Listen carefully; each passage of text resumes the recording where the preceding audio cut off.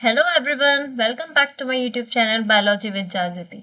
आज का जो हमारा लेक्चर है ये हमारा मैक्रोस्पोरोजेनेसिस पे है। हम इसमें डील करेंगे कि फीमेल रिप्रोडक्टिव पार्ट क्या होता है, मैक्रोस्पोरोजेनेसिस की प्रोसेस किस तरीके से होती है, आगे जो फर्टिलाइजेशन होता है वो कैसे होता है। ठीक, लेकिन सबसे पहले हम इस एक फ्लावर के एक स्ट्रक्चर को समझेंगे। देखिए, फ्लावर में 4 होल्स होते हैं। टोटल कितने होल्स होते हैं? 4। ओके, आप ये होल्स को सिंपल लैंग्वेज में कहें कि सर्कल पैटर्न होता है, हर होल में कुछ ना कुछ होगा। 1 2 3 एंड 4। तो जो सबसे बाहर वाला होल होता है इसमें होता है सेपर्स। तो सेपर्स आपका आउटर मोस्ट होल होता है। ठीक, अब इस सेपल्स का वर्क क्या है? ये जो सेपल्स है आपका, जब फ्लावर बड स्टेज में होता है, ठीक है, ये फ्लावर है बड स्टेज में, तो हम देखते हैं उसके ऊपर ग्रीन ग्रीन कलर का कवरिंग होती है। हमने रोज का फ्लावर भी देखा है। ये कभी भी आप फ्लावर देखेंगे तो पहले वो ग्रीन ग्रीन सा होता है, फिर उसके अंदर से पेटल्स निकलती हैं। तो ये सेपल्स आपके फ्लावर को बड स्टेज में क्या करता है? प्रोटेक्शन प्रोवाइड करवाता है। ठीक, नाउ पेटल्स, सेपल्स के अंदर वाला होल होता है। ठीक है, पेटल्स का कलर अलग अलग होता है। ठीक है, ये पिंक, रेड, येलो, ऑरेंज, इनका डिफरेंट वेरी कलर होता है। ठीक है, अब इनके जो कलर होता है उसके होने के पीछे एक बहुत स्ट्रॉन्ग रीजन होता है। और वो जो कलर पैटर्न्स होता है, ये जो कलर्स होते हैं, वो डिपेंड करते हैं कि जो फ्लावर है उसमें पॉलिनेशन किसके थ्रू हो रहा है। ठीक है, अगर पॉलिनेशन इंसेक्ट्स के थ्रू होता है, अगर इंसेक्ट्स पॉलिनेशन कर रहे हैं, तो इंसेक्ट को क्या चाहिए कि पेटल्स अट्रैक्टिव हो, वो इसीलिए ब्राइट कलर का होता है ताकि इंसेक्ट उन पे आए, आके बैठे, उनके पैरों पे पॉलन ग्रेन्स चिपक जाए, फिर वो उड़ के दूसरे फ्लावर पे जाए। इस तरीके से पॉलिनेशन का प्रोसेस हो। ठीक है, तो अगर आपका पॉलिनेशन इंसेक्ट्स के थ्रू होगा तो पॉलिने जो पेटल्स हैं वो ब्राइट कलर्ड होते हैं, कलरफुल होते हैं।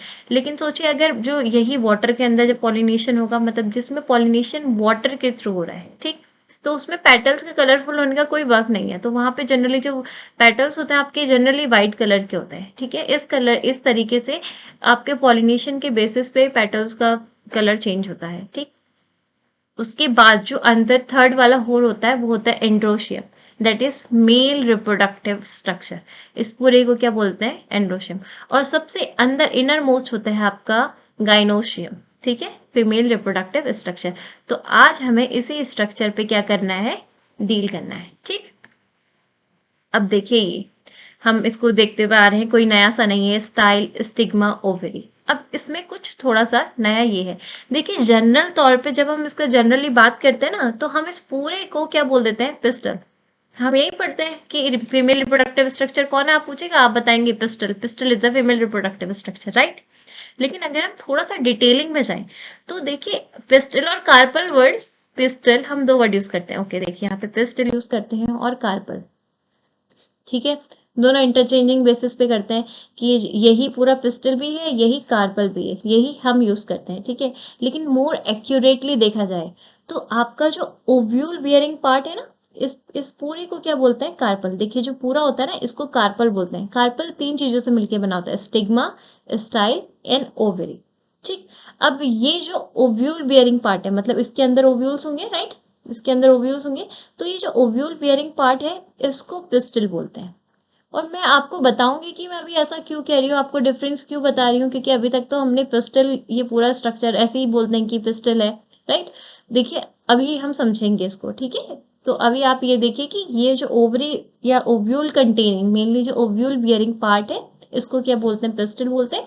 और ये जो है आपका, ये कार्पल होता है। ठीक है, ओके। नाउ इंटरेस्टिंग चीज देखिए, फीमेल रिप्रोडक्टिव पार्ट को गाइनोशियम कहते हैं, हमें पता है। ठीक है, अब यहाँ पे हम थोड़ा सा इंटरेस्टिंगली दूसरी चीजें पढ़ेंगे। ठीक, चलिए। देखिए, गाइनोशियम में कभी कभी ऐसा होता है, जो फीमेल उसमें एक पिस्टल भी हो सकता है और एक से ज्यादा पिस्टल भी हो सकते हैं। हमने पढ़ा है gynoecium having one pistil is, उस कंडीशन को मोनोकार्पिलरी कहते हैं। अगर ज्यादा पिस्टल होंगे एक से तो मल्टी कार्पिलरी कहते हैं। अब आपको पता कैसे चलेगा कि पिस्टल है, एक से ज्यादा है या नहीं है? ठीक है, इस पे अभी देखेंगे आप। इसके अलावा बस आप ये देखिए यहाँ पे अभी कि अगर एक से ज्यादा पिस्टल होगा तो फ्यूज्ड भी हो सकते हैं। अगर फ्यूज्ड होगा तो सिनकार्पस, अगर फ्री होगा तो एपोकार्पस। अब हम एक स्लाइड में चल रहे हैं जहाँ पे जितनी भी आपके डाउट्स है, ये जो पिस्टल क्या होता है या सिनकार्पस किस बेसिस पे कह रहे हैं, ये सभी क्लियर होने वाला है। ये स्लाइड देखिए, मैंने आपसे क्या बोला कि ये जो पूरा है ये कार्पल है, राइट, और ये जो होता है पिस्टल होता है। ठीक है। यहाँ पे देखिए ये मल्टी कार्पलरी है क्योंकि इसमें मल्टीपल कार्पल्स है, 1 2 एंड 3, राइट, 3 है, ठीक है। लेकिन ये कैसी कंडीशन है, एपोकार्पस है। यहाँ पे जो पिस्टल है वो फ्री है। ये मैंने पूरे दिखाए हैं आपको, ये दिखाने के लिए कि कोई भी एक दूसरे से नहीं चिपका हुआ है, ठीक है। मल्टी कार्पलरी क्योंकि इसमें एक से ज्यादा कार्पल्स है, ठीक। और एपोकार्पस है मतलब फ्री कंडीशन है, फ्री है। तो ये जो पिस्टल वाला पोर्शन है ये 1 2 3 ये फ्यूज्ड नहीं है आपस में, ठीक है। अब ये वाली कंडीशन में देखिए ये भी मल्टी कार्पलरी है क्योंकि यहाँ पे 1 एंड 2 मल्टीपल कार्पल्स हैं, बट ये क्या है, सन कार्पस है।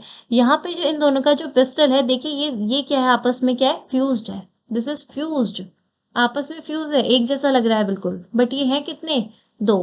तो अभी आपको समझ में आया कि यहाँ पे सन कार्पस कंडीशन किस लिए बोलते हैं या एपोकार्पस कंडीशन किस लिए कहते हैं, मल्टी कार्पलरी क्या होता है या फिर आपका मोनोकार्पलरी क्या होता है, ये वाली स्लाइड में, ठीक है। एक बार इसको दोबारा देखते हैं। गाइनोशियम में अगर एक पिस्टल होगा, अगर मीन्स इस तरीके से है, दिस इज मोनोकार्पलरी, और अगर एक से ज्यादा है तो वो क्या है, मल्टीपल कार्पलरी। अब ये जो मल्टीपल कार्पलरी है इसमें क्या हो सकता है कि ये कंडीशन इस तरीके से हो सकती है कि ये क्या हो सकते हैं, फ्यूज हो सकते हैं, मिले हुए। आपको सिर्फ कार्पल कार्पल अलग दिखेंगे और पिस्टल पूरा दोनों का सेम दिखेगा, ठीक है। फ्री भी हो सकते हैं कि आपको कार्पल्स भी डिफरेंट कार्पल तो दिखेंगे और आपको ये भी आपको अलग अलग दिख रहे हैं, ठीक है। मुझे उम्मीद है कि आपको क्लियर हुआ होगा। तो आगे चलते हैं। अब यहाँ पे देखिए ये कार्पल के अलग अलग पार्ट्स है, स्टिग्मा, स्टाइल एंड ओवरी, ठीक है। Stigma landing platform for the pollen grains, इसका मतलब जब पोलन ग्रेन्स उड़ के आता है तो वो कहाँ पे लैंड करता है, यहाँ पे। तो स्टिग्मा एक प्लेटफॉर्म प्रोवाइड करवाता है पोलन ग्रेन्स को कि वो आए और उस पर क्या करे, लैंड करे, ठीक है। उसके बाद स्टाइल, ये आपका स्टिग्मा और किसको जोड़ रही है, ओवरी को जोड़ रही है, यहीं से तो पोलन ट्यूब जाती है। इससे पहले वाले लेक्चर में मैंने बताया था आपको, राइट, ठीक। अब ओवरी पे थोड़ा डिस्कस करते हैं। देखिए ओवरी के अंदर एक कैविटी होती है, ये जो खाली स्पेस है इसको बोलते हैं ओवेरियन कैविटी, ठीक है। इस ओवेरियन कैविटी के अंदर आती है आपकी प्लेसेंटा। आपके उसमें प्लेसेंटा का अरेंजमेंट था, राइट, बेसल प्लेसेंटेशन और बाइपेराइटल प्लेसेंटेशन, इस तरीके से अलग अलग टाइप से प्लेसेंटेशन होते हैं, ठीक है। तो आप ये देखिए ये है आपके ग्रीन कलर का जो मैंने दिखाया, दिस इज प्लेसेंटा, और इसी प्लेसेंटा से अटैच्ड होता है ओव्यूल, दैट इज मेगास्पोरेंशिया, ठीक। हमने क्या देखा, ओवरी है, ओवरी के अंदर ओवेरियन कैविटी होती है, इस ओवेरियन कैविटी के अंदर प्लेसेंटा होती है, और इस प्लेसेंटा से कौन अटैच्ड होता है, ovules, that is mega sporangia, और इसी के बारे में हम पढ़ने वाले हैं, ठीक। अब इस वाले पोर्शन को हम डील करेंगे।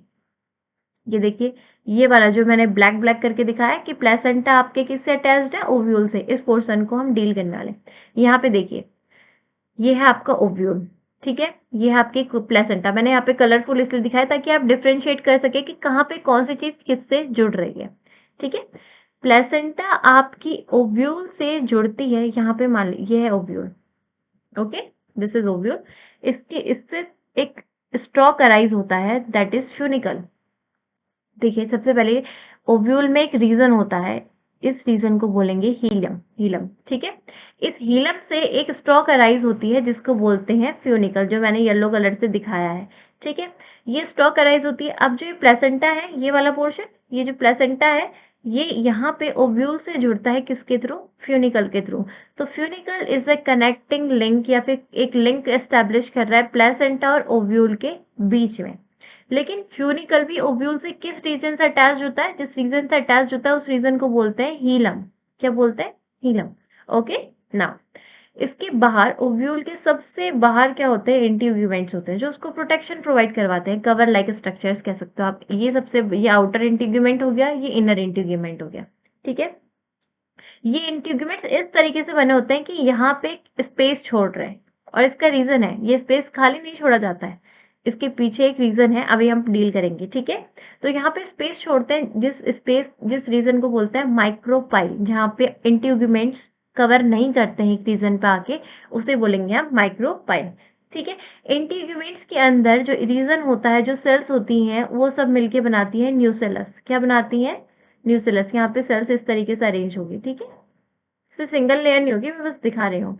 और न्यूसेलस का मेन काम होता है ये जो आपका फूड, देखिए इसमें ना बहुत फूड रिजर्व मटेरियल स्टोर रहता है, तो जब एम्ब्रियो बन रहा है वो डेवलप करेगा तो उसको फूड कौन प्रोवाइड करवाता है? न्यूसेलस। और न्यूसेलस के सबसे अंदर जाके होता है embryo sac. This is the main, यहाँ पे एम्ब्रियो बनेगा।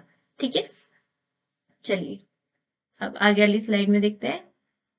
अब हम डील करेंगे सिर्फ इतना वाला स्ट्रक्चर, ये जो ये वाला पोर्शन है, लेट वेट, ओके, ये वाला जब, ओ माय, हमारा जो ये वाला पोर्शन है दिस, ये हम डील करने वाले हैं। ठीक, तो चलिए देखिए, हमने सबसे पहले ये पढ़ लिया था, फिर इसके बाद हमने इतना पोर्शन को पढ़ा, इसके बाद हमने सिर्फ इतना पोर्शन डिटेलिंग में पढ़ा, राइट। अब इतने पोर्शन से भी हम सिर्फ न्यूसेलस वाला पोर्शन डील कर रहे हैं अच्छे से। ठीक है, तो अब यहाँ पे देखिए, ओके, एक सेल है न्यूसेलस, क्या होता है, ये हो गया आपका इंटीग्यूमेंट्स, इंटीग्यूमेंट्स के अंदर क्या है, न्यूसेलस की सेल्स। ये रीजन है आपका माइक्रोपाइलर एंड। ठीक है, अब हो क्या रहा है, जो माइक्रोपाइलर एंड में एक सेल, कोई सी भी एक सेल, माइक्रोपाइलर एंड की एक सेल न्यूसेलस में, ये मान लीजिए यही सेल ले लीजिए, ये सेल आपकी न्यूसेलस की है और कौन से रीजन में, माइक्रोपाइलर एंड में है। तो यहाँ से एक सेल क्या करने लग जाएगी, अपना साइज ग्रो करने लग जाएगी, और जब वो साइज ग्रो करेगी, डेवलप करेगी, तो वो कहलाएगी मेगास्पोर मदर सेल्स। ठीक, क्या बनाएगी, मेगास्पोर मदर सेल्स। वो बन गई megaspore mother cells, that is 2n condition. ठीक है, उसमें मियोसिस होगी। मियोसिस में पता होगा आपको, एक सेल से कितने डॉटर सेल्स बनती हैं, 4, राइट। दिस, ये 4 क्या बन जाएंगे, फिर मेगा स्पोर्स बन जाएंगे। देखिए हुआ क्या है, जो न्यूसेलस है आपका, यहाँ पे चलिए, ये है nucellus, this is nucellus, green green मैंने सेल्स दिखाई है, ये है इसका माइक्रोपाइलर रीजन। तो माइक्रोपाइलर रीजन में से न्यूसेलस की कोई एक सेल अपना साइज इंक्रीज करती है, ग्रो करती है और फॉर्म करती है मेगास्पोर मदर सेल्स। ठीक है, मेगास्पोर मदर सेल्स बनाती है, जो आगे जिसकी मियोसिस होती है। मियोसिस में जो पहला स्टेप होता है, ये रिडक्शनल डिवीजन होता है, आप लोगों ने पढ़ा होगा, and this is equational division.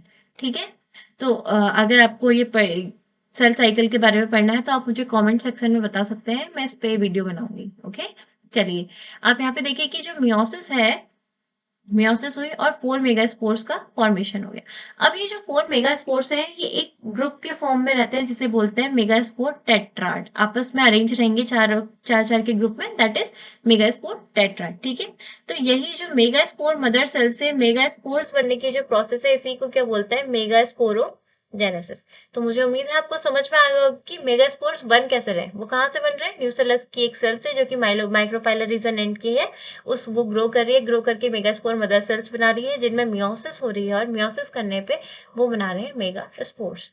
ठीक, अब ये है, इस डायग्राम को देखिए जरा, ये थी मेगास्पोर मदर सेल। ठीक है, जो कहा न्यूसेलस वाली रीजन से बनी थी, माइक्रोपाइलर एंड पे। ओके, इसकी मियोसिस हुई, इसने बनाया microspore tetrad, that is 1 2 3 4, 4 cells आपस में एसोसिएटेड है। ठीक है, इनमें से कोई 3 सेल क्या हो जाती है, डीजेनरेट, फिनिश। 3 सेल्स क्या हो जाएंगी, डीजेनरेट। तो बची सर्वाइव करने वाली सिर्फ कौन सी सेल बचेगी, एक, इनमें से कोई सी भी हो सकती है, ये कोई भी। ठीक है, तो एक सर्वाइविंग सेल है। ठीक, अब इस सर्वाइविंग सेल का भी एक माइक्रोपाइलर एंड होगा और एक चेलेजल एंड होगा। माइक्रोपाइलर एंड के जो अपोजिट एंड होता है उसे चेलेजल एंड कहते हैं। ठीक है, अब ये सेल क्या करने लगेगी, माइटोसिस करने लगेगी, और माइटोसिस भी सिर्फ न्यूक्लियस डिवाइड हो रहा है, सिर्फ न्यूक्लियस, नो साइटोकाइनेसिस। ओके, तो एक सेल से 2 डिवाइड हुई, फिर अगेन न्यूक्लियस डिवाइड होगा, 2 से 4 बनी, और अगेन 8। ये जो स्टेज है ये 8 सेल्ड स्टेज है। कितने आगे, 8 सेल्ड भी नहीं है, 8 न्यूक्लिएटेड स्टेज है। कितने न्यूक्लियस इसमें, 1 2 3 4 5 6 7 8। ओके, यहाँ तक सब क्लियर। अब आगे वाली स्लाइड में हम यहाँ से कंटिन्यू करेंगे। ठीक, अब जब 8 सेल बन जाता है, उसके बाद होता है सेल्यूलराइजेशन। देखिए मैंने आपसे इस स्लाइड में कहा कि सिर्फ क्या डिवाइड हो रहा है, न्यूक्लियस। जब न्यूक्लियस वो बन रहे हैं, इसके बाहर से कोई ऐसा सेल वॉल नहीं बन रहा है, राइट। कोई साइटोप्लाज्म को डिवाइड करके कोई सेल वॉल नहीं बन रहा है। तो अब क्या होता है, जब 8 सेल्ड स्टेज बन जाती है, इसके बाद सेल्यूलराइजेशन होता है, मतलब उसके बाहर से सेल वॉल्स बनना शुरू होंगी, उस सेल को एक अपनी आइडेंटिटी मिलेगी। तो यहाँ पे इस तरीके से फॉर्म हुआ है, दैट इज 8 सेल, 1 2 3 4 5 6 7 8, 8 न्यूक्लियाई होते हैं। ठीक है, 8 न्यूक्लियस है और सेल कितनी है, 7। गिन लेते हैं, 1 2 3 4 5 6 एंड 7, ये कंप्लीटली बड़ी वाली सेल है जो। ठीक है, तो इस स्टेज को बोलते हैं 8 न्यूक्लिएटेड 7 सेल्ड। ठीक, अब देखिए ये जो चैलेजल एंड पे जो ये चैलेजल एंड है, ओके, चैलेजल एंड पे जो सेल्स होती हैं दीज आर कॉल्ड एंटीपोडल्स। उसके बाद जो आपकी माइक्रोपाइलर एंड पे होंगी उस उसको बोलते हैं, वहां पे दो सिनर्जिड्स होती हैं और एक एक्सेल्स होती हैं और बीच में दो न्यूक्लियाई जो आपस में रहते हैं उन्हें टू पोलर न्यूक्लियाई कहते हैं। और ये पूरा डायग्राम है आपका एम्ब्रियो सैक का। ठीक है, अब इसके आगे चलते हैं, चलिए देखिए ये मैंने एक डायग्राम बनाया है। दिस इज ओव्यूल, ओव्यूल के अंदर ये माइक्रोपाइलर एंड है, माइक्रोपाइलर एंड पे ये आपके सिनर्जिड्स है। ओके, ये सिनर्जिड्स हो गए, ये एक्सेल हो गई, राइट। अब देखिए हो क्या रहा है, होता क्या है, ठीक है। अब मैंने आपको बताया था जब पोलन ग्रेन्स स्टिग्मा पे लैंड करेगा तो उसकी जो वेजिटेटिव सेल है वो आपकी पोलन ट्यूब बनाएगी। पोलन ट्यूब बना दिया है उसने वेजिटेटिव सेल ने, और वेजिटेटिव सेल के अंदर जब जनरेटिव सेल आएगी, जनरेटिव सेल आती है तो पोलन ट्यूब के अंदर आके वो दो गैमेट्स में क्या हो जाती है, डिवाइड हो जाती है। तो ये है 1 एंड दिस इज 2। ये गैमेट्स आए, और ये बात हमेशा याद रखनी है कि हमेशा पोलन ट्यूब माइक्रोपाइलर एंड से आगे अंदर को जाएगी, ठीक है, एंटर करेगी। इसीलिए हमने सबसे पहले वाले डायग्राम में यहाँ पे देखा था कि ये रीजन एम्प्टी छोड़ा है, तो इसका रीजन ही है क्योंकि यहाँ से क्या एंटर करेगी आपकी पोलन ट्यूब। ठीक है, अब हमारे पास दो मेल गैमेट है, 1 2। अब ये दो मेल गैमेट क्या करते हैं, देखिए उससे सबसे पहले आते हैं यहाँ पे ये filiform apparatus. This is finger like projections होता है। ठीक है, इनका काम क्या होता है, ये इस pollen grains sorry male gametes जो होते हैं ना इनको गाइड करती हैं कि आप भाई इसको डायरेक्शन प्रोवाइड करती है कि आपको इधर को जाना है, आपको इसके साथ जाके फ्यूज करना है, ये बताती है आपको। उसके लिए डायरेक्शन कौन देगा, आपका सिनर्जिड्स के अंदर जो फिलीफॉर्म अपैरेटस होते हैं ये देते हैं। ठीक है, तो पहला सेल जो होता है वो आपका एग सेल के साथ जाके फ्यूज करता है, मतलब जो एक मेल गैमेट है, एक जो मेल गैमेट है वो फ्यूज करेगा आपका किसके साथ, एग सेल के साथ। और ये जो प्रोसेस होता है इसे बोलते हैं सिनगैमी। आपका मेल गैमेट जब एग सेल के साथ फ्यूज करता है तो इस प्रोसेस को कहेंगे सिनगैमी, और उससे जो प्रोडक्ट मिल रहा है दैट इज जाइगोट। तो जाइगोट किसके फ्यूजन से मिलके बनता है, जब मेल गैमेट और एग सेल की। ठीक है, एक मेल गैमेट यूटिलाइज हो गया। नाउ अब एक और बचा है, ठीक है, सेकेंड वन होता है ये फ्यूज करता है आपके टू न्यूक्लियस के साथ। दो न्यूक्लियस थे, एन यहाँ पे न्यूक्लियस थे दो, और एक अपना एक और आ गया मेल गैमेट। तो यहाँ पे तीन न्यूक्लियाई आपस में फ्यूज कर रहे हैं, तो इस प्रोसेस को बोलते हैं ट्रिपल फ्यूजन। क्या बोलते हैं, ट्रिपल फ्यूजन। ये आपका हो गया syngamy and this is triple fusion.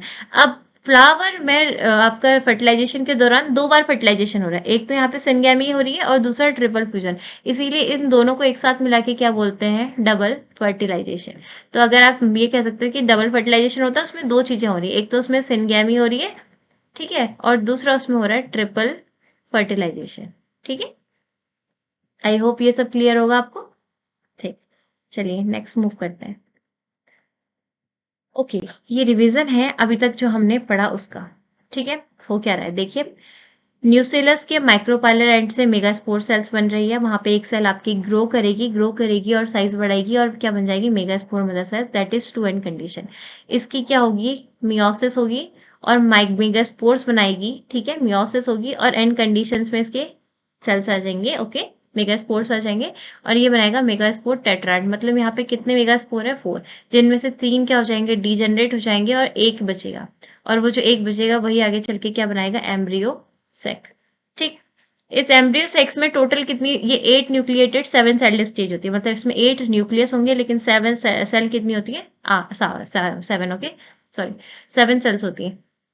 Now 3 antipodals हो गई, 2 सिनर्जिड्स हो जाती है, 1 एक्सेल हो गई एंड 2 पोलर न्यूक्लियाई। तो टोटल कितनी सेल्स हो गई, 7 सेल्स 7 होती है लेकिन न्यूक्लियस कितने हो गए, 8 हो गए। ठीक है, अब यहाँ पे देखिए जब फर्टिलाइजेशन हो रहा है तो पोलन ट्यूब एंटर करती है माइक्रोपाइलर रीजन से, और वहां पे सिनर्जिड्स के थ्रू होता है, वहां पे फिलीफॉर्म अपैरेटस होता है, फिंगर लाइक प्रोजेक्शंस, वो गाइड करते हैं। तो एक गैमेट आपका एक्सेल के साथ फ्यूज करेगा और एक आपका 2 पोलर न्यूक्लियर के साथ। तो जो एक्सेल के साथ फ्यूज करता है वो बनाता है जाइगोट, और जो पोलर न्यूक्लियर के साथ करता है वो बनाएगा ट्रिपल फ्यूजन करता है और वो बनाता है प्राइमरी एंडोस्पर्म न्यूक्लियस। और ये दोनों सिनगैमी और ट्रिपल फ्यूजन आपस में एक साथ मिलकर इन्हें हम कहते हैं डबल फर्टिलाइजेशन। ठीक है, अब यहाँ पे देखिए डबल फर्टिलाइजेशन हो गया। डबल फर्टिलाइजेशन से हमारा एग और सिनगैमी के थ्रू जाइगोट बना और आपका ट्रिपल फर्टिलाइजेशन के थ्रू पेन बना, प्राइमरी एंडोस्पर्म न्यूक्लियस। अब क्या हो रहा है, ये जो प्राइमरी एंडोस्पर्म न्यूक्लियस है इसके न्यूक्लियाई डिवाइड करते रहते हैं, इसका जो न्यूक्लियस है वो डिवाइड करते रहेगा सिर्फ nucleus, okay, no cytoplasmic division, और वो बनाता है फ्री न्यूक्लियर एंडोस्पर्म। क्या बनाता है, फ्री न्यूक्लियर एंडोस्पर्म। जब हम नारियल का पानी पीते हैं तो जो पानी होता है वो पानी एग्जाम्पल है आपका कोकोनट का जो लिक्विड है, that is free nuclear endosperm. और उसके बाद जब इसमें सेलुलराइजेशन हो जाएगा, अभी बताया था मैंने सेलुलराइजेशन क्या होता है, आपका सेल वॉल आपस क्रिएट होने लग जाएंगी और उनको एक एक डेफिनेटली सेल का शेप दे देंगी। न्यूक्लियस के पास अपना अपना साइटोप्लाज्म होगा, ओके, सेल वॉल होगी, उसे बोलते हैं सेलुलराइजेशन, ठीक है। तो जब सेल्यूलराइजेशन होगा तो क्या बनेगा, सेल्यूलर एंडोस्पर्म। एंड जो कोकोनट में व्हाइट कर्नल होते हैं जो हम खाते हैं, उस वो पोर्शन क्या होता है आपका, सेल्यूलर एंडोस्पर्म होता है, ठीक। ओके, नाउ अब जब आपका एंडोस्पर्म बन जाता है, ठीक है, यहाँ पे जाइगोट हो गया था, सबसे पहले एंडोस्पर्म जब बन जाएगा तो उसके बाद जाइगोट अपना डिवाइड करना शुरू करता है। क्यों, क्योंकि एंडोस्पर्म क्या इंश्योर करता है, आपका न्यूट्रिशन, जो डेवलपिंग एम्ब्रियो है उसको न्यूट्रिशन कौन देगा, आपका एंडोस्पर्म, ठीक है। इसीलिए ज्यादातर जो जाइगोट है वो किसके बाद डिवाइड होना प्रेफर करते हैं, मतलब आगे का जो प्रोसेस है एम्ब्रियो वाले स्टेज में जाना, जब एंडोस्पर्म बन जाता है, ठीक है। तो जाइगोट से क्या बनता है, सबसे पहले प्रो एम्ब्रियो बनेगा ग्लोबुलर एम्ब्रियो, ये इस तरीके से का स्ट्रक्चर होता है। फिर उसके बाद हार्ट शेप एम्ब्रियो आता है एंड दैट मैच्योर एम्ब्रियो। इस मैच्योर एम्ब्रियो में क्या बन जाएंगे, आपके कॉटिलेडन्स बन जाते हैं, ठीक है। तो इस तरीके से ये प्रोसेस आगे को चलता है। तो मुझे उम्मीद है आज का लेक्चर आपको समझ में आया होगा। आपको अगर ये मेरा लेक्चर समझ में आया तो ये अच्छा लगा, इसे तो लाइक करें, अपने फ्रेंड्स के साथ शेयर करें, और आपकी अगर कोई भी क्वेरीज हैं इस सेशन से रिलेटेड तो आप मुझसे कमेंट सेक्शन में पूछ सकते हैं। Thank you.